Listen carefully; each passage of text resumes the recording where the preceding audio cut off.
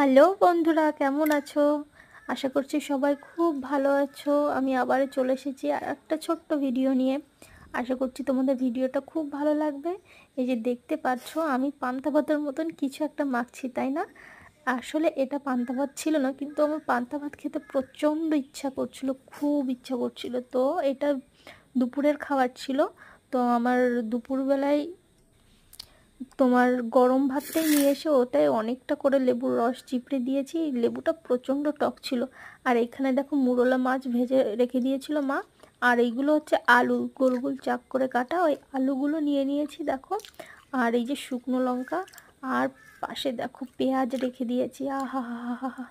এই যে সামান্য একটু আলু ছিঁড়ে নিচ্ছি, তার সঙ্গে এই যে যে বাইটটা, জাস্ট ওয়াও লাগছে, জাস্ট ওয়াও।